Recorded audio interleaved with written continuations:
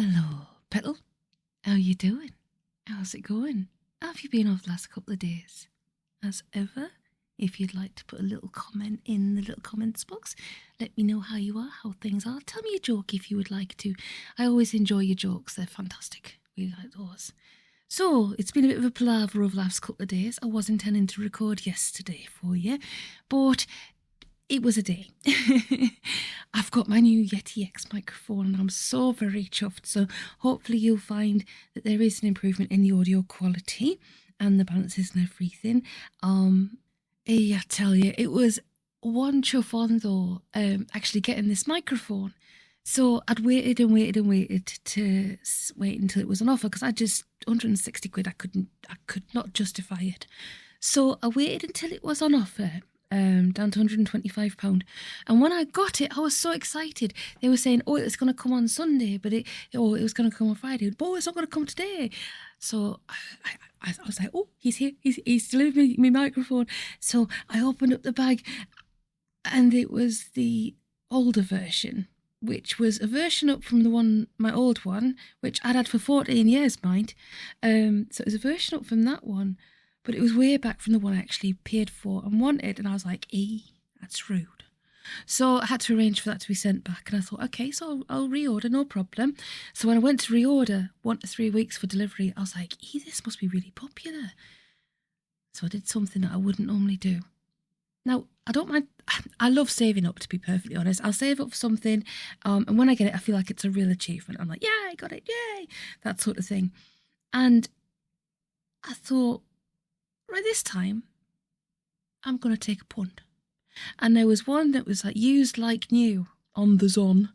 And I thought, shall I? It's got 2 years warranty. I can just about give it a punt. I'm such an old lady when it comes to talking about these sort of things. But anyway, the fact that the end of the story is I got this one. I've saved myself 50 quid and it's perfect. And I love it. I absolutely love it. The other thing though, comedy here, I'd ordered myself a nice chair. I thought I'd get myself a new chair to give myself a treat because I said it's my birthday. So I was like, well, next week. So I was like, I'd give myself a little bit of a treat.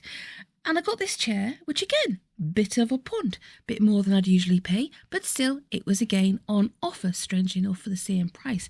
So that had gone down to 119, I think it was. So it's just about the same price. So I thought, okay then. So I got that chair and on the very same day that I'd ordered it, and it said it had been dispatched and it was en route, they put it down to £89. Rude. I was like, hey. Anyway, I've whiffled on for 3 minutes now and I'm so sorry. As ever, if you can hit that like button if you enjoyed the video, and if you could hit the notifications bell, share, subscribe, all that usual sort of thing. It's awesome. It just, as I said, the hamsters are chuffed. We are in negotiations with alpacas and capybara. Yeah, the capybaras. So I'm going to stop waffling now and we'll crack on with chapter 6 of Paint Your Dragon by our wonderful, famous Mr. Tom Holt. Prodsnap's idea was very simple. All they had to do was find a phone box and call a cab. Eventually they found a phone box. But don't we have to put money in it? Or a phone card? You've got a phone card. Got one? Man, I invented them. And eventually, do you remember phone cards? Sorry, narrator's not here. I actually remember the phone cards you used to charge up and then you used to put them, on the old phone box when you always had to have 10p with you in case you needed to make a phone call. I digress, we'll get back to the story. And eventually the taxi came. Moving with extreme speed, Prodsnap was able to get his claws around the passenger door handle before the driver was able to throw the car into reverse and get away. Hi, he said brightly. Birmingham, please. The cab driver's eyes were as round as soup plates and he made a sort of snurgling noise. Prodsnap occupied the front seat, beckoned towards the bushes and grinned. On our way to a fancy dress party, and the blasted car died on us, he said. Don't you just hate it when that happens? The driver's eyes were riveted to the six-fingered, claw-fringed talon resting lightly on his dashboard. Fancy dress, he gutted. Neat costumes, yes. There's 5 of us, but don't worry. He turned to his colleagues, who had appeared out of the shrubbery like bad cheese dreams in the early hours of the morning. Chardonnay, he went on. Your turn to go in the boot. Come on, let's be having ya. There was a hiss, like a rattlesnake being ironed from smoke frod, but Chardonnay went round the back of the car without a word, opened the boot and hopped in. Off we go, said Prodsnap cheerfully. Good morning, Your Grace, murmured Father Kelly. I've brought you a nice cup of tea and a boiled... Fuck tea, George growled without moving. I want whiskey, about half a pint, 9 rashers of bacon and a big greasy slab of fried bread. Jump to it. When Father Kelly returned, George was sitting on the edge of the bed, feeling with his toes for the slippers. Since his feet were about 5 sizes bigger than his host's, he'd slit the slippers right up the side with a pair of nail scissors he'd found in the bathroom. Then he used the scissors to pick his teeth. Breakfast, Father Kelly announced, carefully setting down the tray. It's a beautiful morning. The sun's... Shut up, George replied. Now, you got that stuff I told you about? Father Kelly nodded. He'd been busy since before first light, routing parishioners out of bed, scrounging and borrowing. Most of it, he replied. Nearly all. What do you mean, nearly all? George scowled at him and stuffed another handful of bacon into his mouth. Nearly isn't good enough, you idle sod. What haven't you got? The syntax? Actually, replied Father Kelly with a tiny trace of smugness, I've got that. You see, Seamus Donohoe, who works in the quarry. The detonators? All present and correct, Your Grace. The cyanide? Ah! Father Kelly bit his lip. Ever such a slight difficulty there, but I hope I've located a likely source. Dennis O'Rourke's mother, who works down at the plastics factory. Then don't stand there rabbiting like a pillock, George snapped. Go and suss it out. You've got till I finish my breakfast, so you'd better get moving. Yes, Your Grace. And get some decent whiskey, for fuck's sake. This stuff tastes like antifreeze. Of course, Your Grace. And more bacon. At once, Your Grace. Move it. Having got rid of the priest, what, George demanded of the empty air, has happened to the clergy in this piss-awful century? In his day, a priest was a big silent bloke in a chainmail who stood by with the spare arrows and held the funnel when you poured the poison in a river. He knocked off the rest of the whiskey, wiped his greasy hands on the curtain, and ran over the plan in his mind one more time. It all depended on the statue still being there. If it was, all he needed to do was pack the Semtex all around it, retire to a safe distance, and push the handle. End of statue, end of dragon. That was plan A. Plan B involved the cyanide, the West Midlands water supply, and a very flexible interpretation of the old maxim about omelettes and eggs. Good century, this. Progress. Take explosives, for instance. Before calling on Father Kelly, he'd stopped off at the library and read an encyclopedia. Saints are fast readers and have near photographic memories. And some of the stuff you could do with the explosives had made him feel green with envy. What he couldn't have achieved back in the old days with a couple of cartloads of gelignite or TNT, of course. He'd been experimenting of his own back in the dawn of prehistory with basic sulphur and charcoal mixes. But it had been disappointing stuff, a fizz, a few pretty sparks and a nasty smell. That was where the world began, not with a bang, but a simper. He looked up. Someone was tapping nervously at the door. He sighed. Stop prating about and come in, he shouted, and Father Kelly duly appeared. He was deathly pale and trembling like a second-hand suspension bridge. Oh, Your Grace, he whispered. Oh, Your Grace, you've got to come quick. Out in the street there's... He broke off and started crossing himself until a sharp blow from George's foot got him back up off his knees. Don't stand there drivelling, you big girl. What's up with you? Mice? Spider in the bath? Devils! You what? Devils! Father Kelly repeated. 5 of them, wandering up and down in the street, bald as brass. Oh, your grace. You sure they're devils? Father Kelly described them in a horrified whisper. George nodded. Yup, he said. Sounds like devils to me. That's handy. The priest's mouth fell open. Handy? Oh, saints preserve us. I mean... George stood up, took the priest by the ear and threw him out. Then he crossed to the window and edged back to the corner of the curtain. Sure enough, 5 demons standing in the road arguing with a taxi driver. George smiled. Perfect, he said.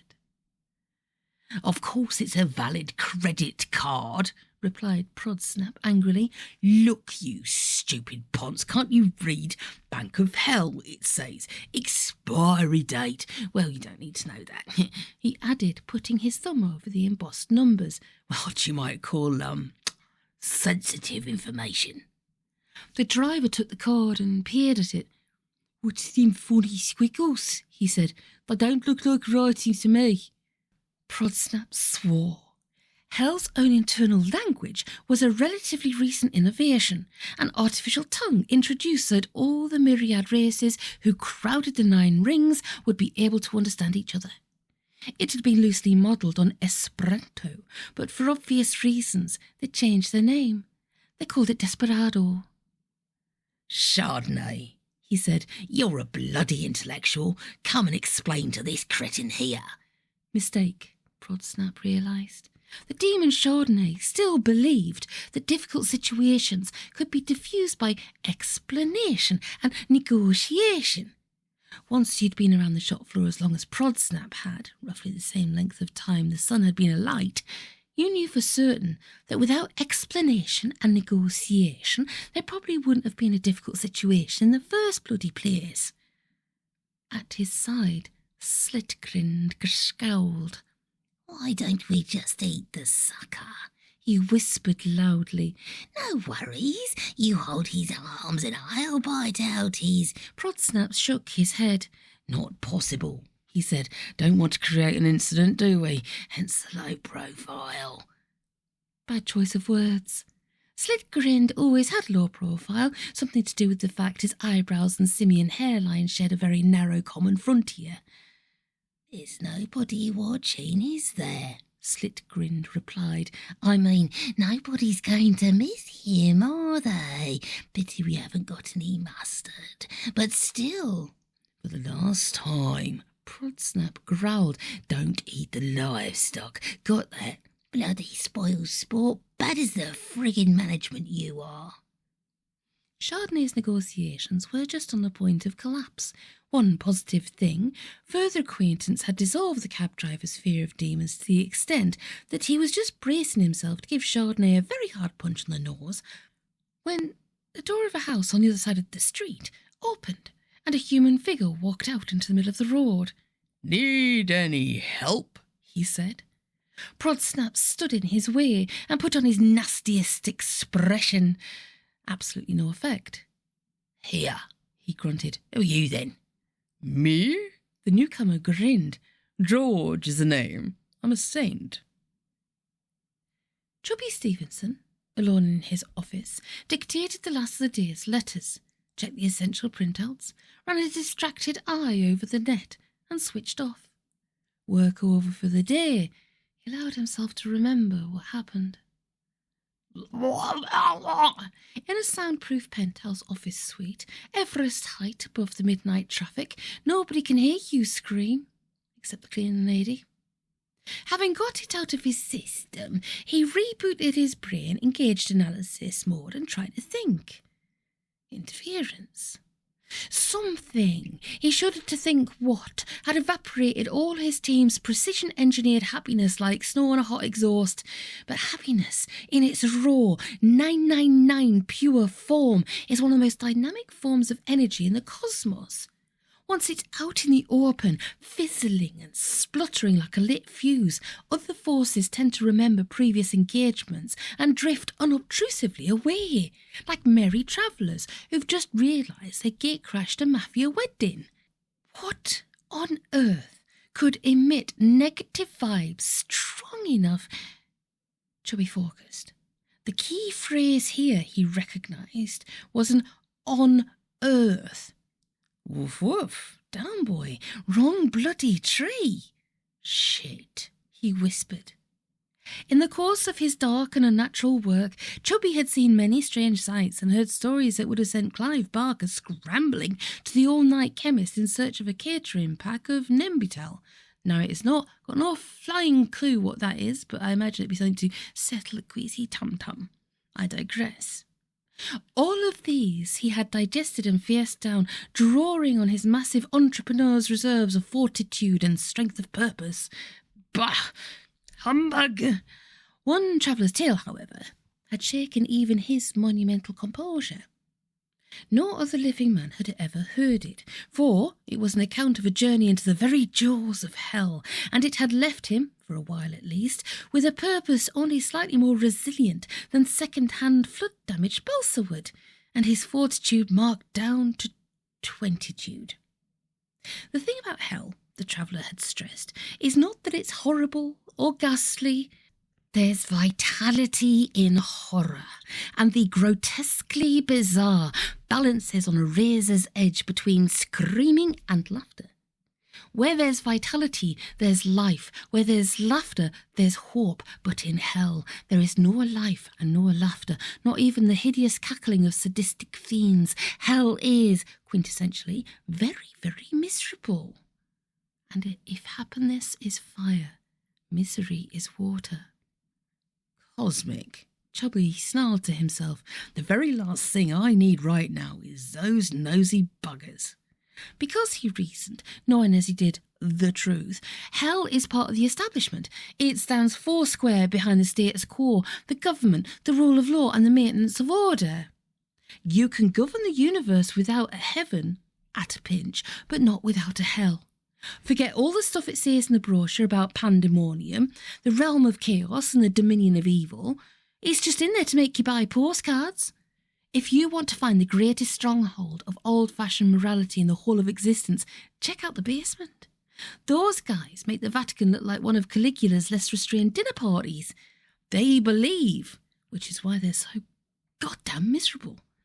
And needless to say, opposed root and branch to any free enterprise tinkering with the balance of nature. In the Great Division, Satan has dominion over what is transitory and material, while God has in his care the spiritual and the permanent, which is a fancy way of saying that heaven owns the freehold, but hell's responsible for the fixtures and fittings, of which, naturally enough, time is one of them. Bastards, muttered Chubby to himself. Somewhere, wandering around in his time fields, there was a band of goddamn mother-flipping devils. The worst possible nuisance, with the possible exception of angels, that a go-getting chronological salvage operation can ever encounter. What with that, and the awful ticking bomb Japanese contract, he was almost tempted to raid the night safe, do a runner, and build himself a nice, secure, self-contained sanctuary somewhere sunny and very remote. Not that it'd do him much good. You can hide, but you can't run. But what could he do? Good question. He frowned. Then he swivelled his chair until he was facing a different screen, extended his fingers and typed a few keystrokes. Your wish is my command. Hi, Chubby replied, grinning nervously. Hope I didn't disturb you. Don't even join a game as high-rolling as Time Salvage without at least one ace wedged under your watchstrap. The very first priority, once you've decided to play, is to secure that all-purpose get-out-of-jail card that'll leave you free and clear whatever happens. You don't use it, of course, except as a resort more final than Clacton. Just the thought of it being there is usually enough. Not at all. You know how eager I am to serve you. And that's no lie, Chubby reflected with a shudder. Nothing you'd like more, you vicious bastard. It happened long ago, when a 19-year-old Chubby Stevenson had taken a day's spurious flu leave from the programming pool at DQZ Software and wandered into Milton Keynes' spacious Agora to check out the flea market. He was looking for a reasonably priced second-hand snooker cue, But his attention was drawn to what looked suspiciously like a Kawagachia 8452 computer word processor squatting dejectedly among a family of dying toasters on a stall at the very back of the market. As nonchalantly as he could, he asked the price. That depends. Huh? That depends, the stallholder repeated. These things are negotiable in the right circumstances. As far as young Stevenson was concerned, that was probably some sort of euphemism for all this stuff is nicked. He shrugged. Give you a tenner? He said. The stallholder laughed again. Forever after, Chubby couldn't say for certain whether she was male or female, old or young, barking mad or just plain loopy. At the time he didn't care. He or she was wearing a hooded anorak and standing right in the shadow of the flyover. Face entirely obscured, probably just as well, Chubby told himself, if the voice is anything to go by. Saves poking eye holes in a perfectly good paper bag. Okay, he said. $12.50, take it or leave it. More batty chortling.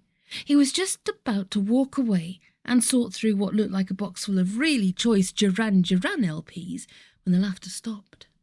So did Chubby. You like it then? Chubby turned back, feeling as he did so that somehow he was doing something that was going to have a very significant effect on the rest of his life. Yeah, well, he said, trying to sound bored. The 8452's all right, I suppose. If you don't mind having to wind the poxy thing up with the handle every time before you log in, I'd have thought you'd be glad to see the back of it, actually. If you like it, you can have it. Did we say $12.50? Free, the stallholder sniggered.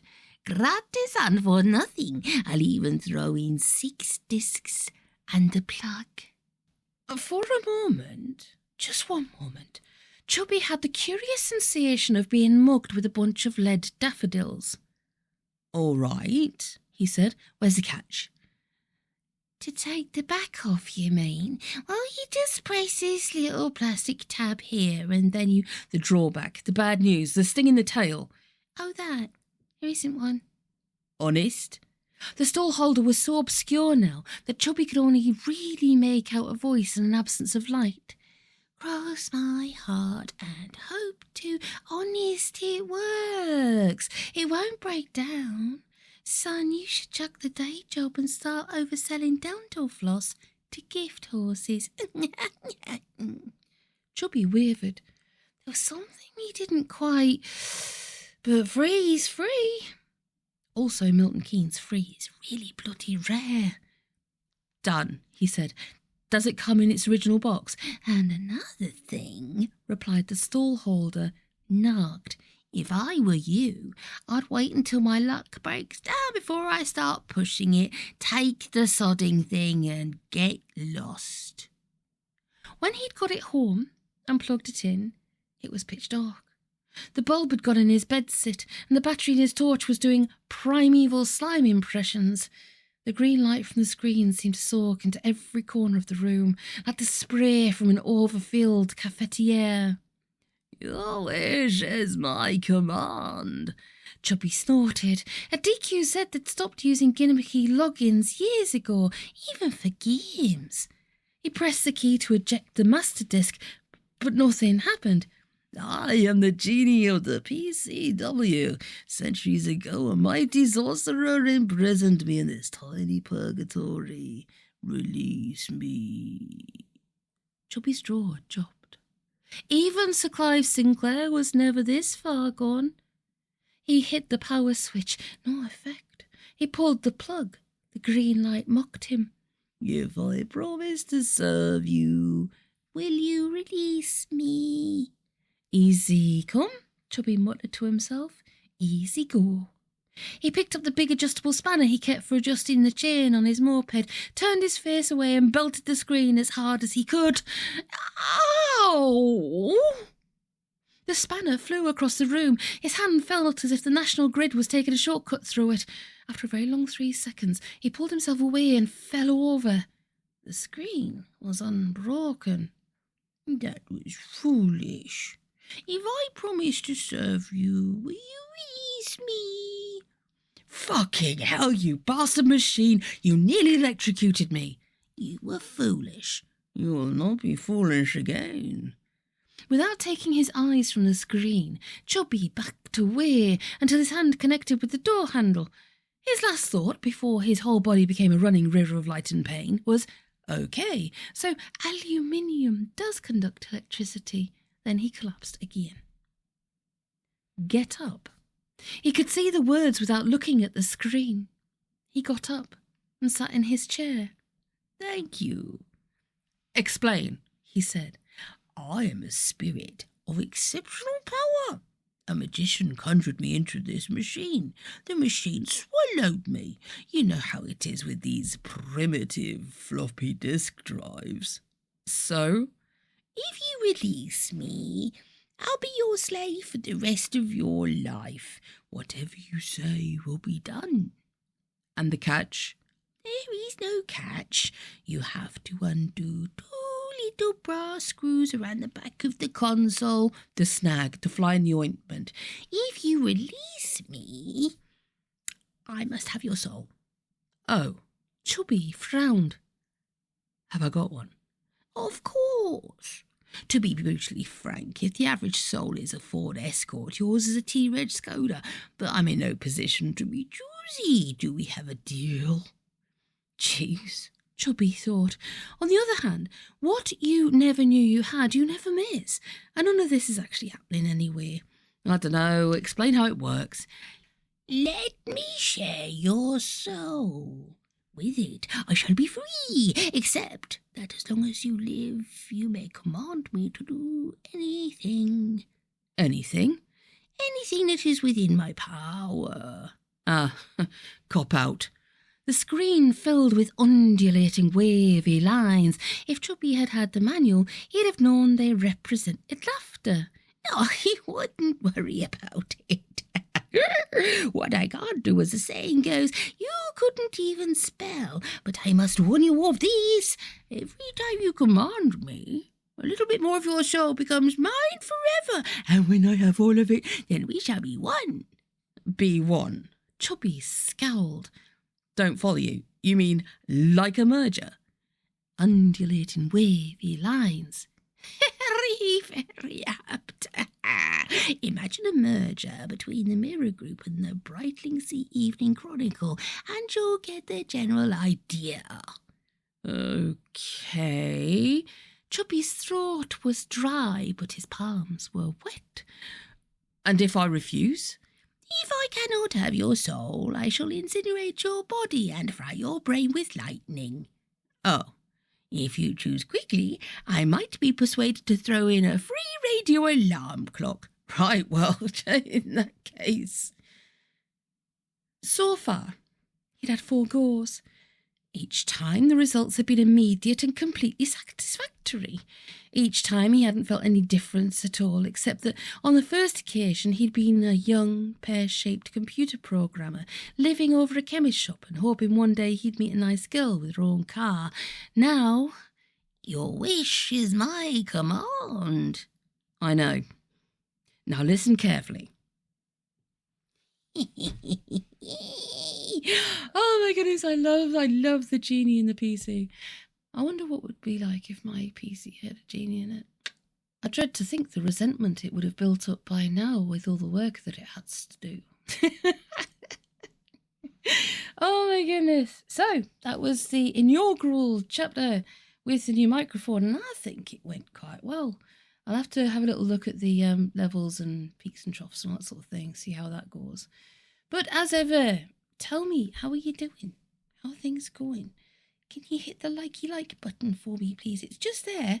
Just give it a little boop. But hopefully back in a couple of days with chapter 7 of Paint Your Dragon. I hope you're enjoying it. Let me know what you think about it. And I love hearing from you. And I hope you're taking care of yourselves. And we're all going to send massive, massive love to the Watcher's wife who's poorly at the moment. So huge love to her. And big love to all of you. Please stay safe. Hydrate if you're thirsty. Keep warm if you're cold. and have lots of snuggy sleep. I will catch up on the suggestions of TV theme tunes, but here's one of my absolute favourites of all time. And if you get it right, you get 10 points. It's cold outside, no kind of atmosphere, I'm all alone. More or less, let me fly you far away from here. Fun, fun, fun, in the sun, sun, sun. I don't think I can sing much more for copyright issues, but if we put a little break in the middle, we can. I want to lie shipwrecked and comatose, drinking fresh mango juice, goldfish shows, nibbling at my toes. Fun, fun, fun, in the sun, sun, sun. So what was the TV show? And extra 10 points. Name the characters. And it is one of my favourite shows of all time, next to Doctor Who. So, yes, big love to you. Take care. Take it easy. Stay safe. I'll catch you in a couple of days, Pedlo.